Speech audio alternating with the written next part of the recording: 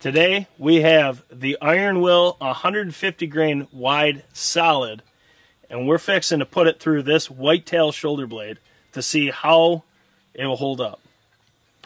Stay tuned.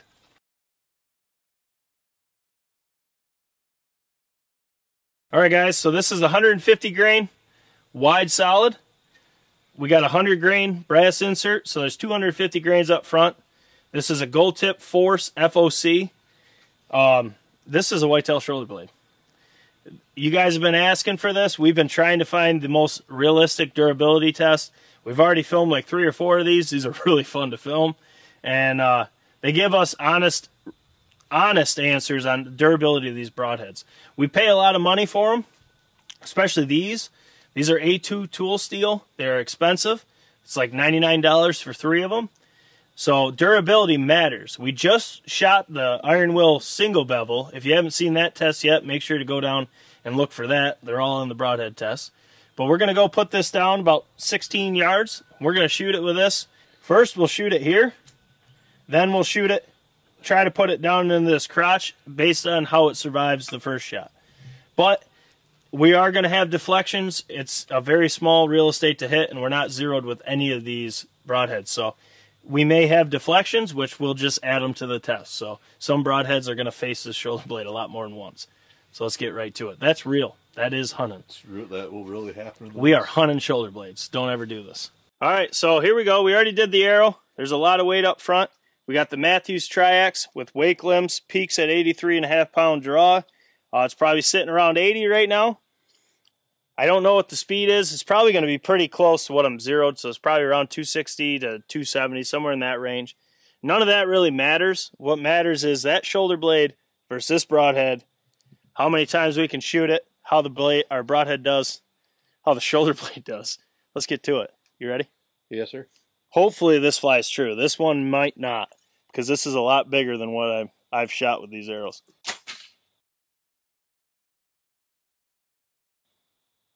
Flew true. Flew dead true. Dead nuts. I was kind of shocked by that. I was waiting for it to go errant. Those bigger broadheads, they like that 4-fletch. It put a freaking hole in that sucker. Nothing at all. All right, so we shot the first right through the crotch of the shoulder blade. It did absolutely nothing. The bleeders are fine. There is not a mark on this other than broken bone and target residue. So let's do it again. Shoot. Now I got to get over a little bit more so I can try to put it right through where all those bones come together. This is where deflection shots could happen because that one bone extrudes towards us. So it's just more testing, in my opinion. You're on it? I am. So let's see what it does against more shoulder blade. You hit the same hole. Did I? You did. I thought it went left. It's pretty. All you did was take out a little more bone out of it. Okay. Shoot it again. Do it again. Nothing. I must have hit a little left on it, though, because it's bigger. Oh, yeah, I made the hole bigger. I hit over here. Take it to the hole. Not too many channels I know shoot a $33 broadhead into a bone just to see what'll happen. We're not the channel people wanted, but we're the channel people needed. All right, so we'll shoot it again. I hit a little left of the initial hole. It's kind of what I was worried about with this bigger broadhead. It flying like my others, but it did cut more blade. It did nothing to the broadhead, so now we're going for the support where I initially was trying. Can't win them all.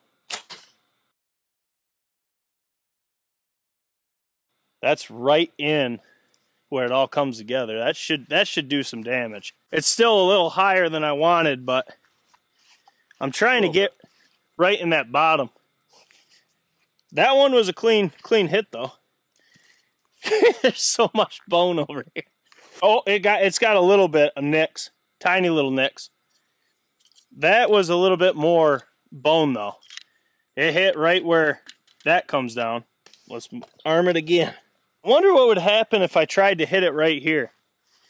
Like actually just try to shoot this. It probably deflects so much it wouldn't be worth it. Yeah. because it's straight out. It'd be better if we could shoot it from. Well, that's where your deflection comes from when you shoot a deer too. Yeah. That, yeah. No, but here we should show this. It did take a little damage. So it did take a little damage right here. It's not a lot. You could just literally sharpen that and it would be fine. But that was it. So we're just going to keep shooting it until the shoulder blade gives out, because I don't think the broadhead's going to. All right, I'm going to try to put it right in the bottom there. Hopefully I have it sticking up enough. Same hole. Yeah, I can't get it. I can't get it to stick up enough. It's so tight down. It took out the damage. Sharpened it. I have very strong comments that this will just be fine. We can't shoot it that way. It's got to be, we can't shoot this one that low. All right, so we're running out of shoulder blade here, and the broadhead is not taking any damage. This blade is too long to get to where we want to shoot, so we're going to just try it this way, lay it down, and just try to hit it flat. Got it. It deflected, but it hit bone. It just popped up. Yeah, that thing has been through a blade like 5 times. All right, so that last one, it was laying like this. The broadhead hit, deflected, and went right up into the target. So that bone is gone, but we did suffer damage here. Good. Yeah. So you can see the tip's a little blunted. That's really, there's nothing here because you can sharpen all this out. It's not enough to even bend over the burr. I gotta say, this Iron Will 150, I mean, we shot that shoulder blade till it was gone. And the damages are so minor that you could easily sharpen this without removing a lot of metal. The bleeder blades took a little bit more damage, but you kind of expect that. You could still file that out and sharpen it, and it wouldn't. It really did not do bad. Broke my arrow, though. Broke the arrow? Yep.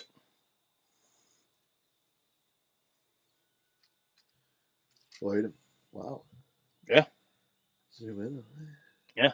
My arrow. Okay. My arrow did take a lot of damage, though, as you can see. That dead on straight into that bone. The Iron Will lived, but my arrow did not. So that actually split. So that arrow is done. But that's the kind of things you have when you're testing and you're shooting shoulder blades. You're going to have loss of life. Oh, yeah. Because that was dead on shoulder blade, dead flush, and it deflected. And the broadhead did completely fine. The arrow, we'll add this to the first of the junk of the test arrows I just bought. But it is what it is. So, guys, once again, I got to say down below, this testing is not cheap. These arrows are not cheap. All these things we are doing right now are not cheap. So if you check out the links to our Patreon and YouTube memberships down below, you can support for as little as $4 a month. There's a bunch of different tiers.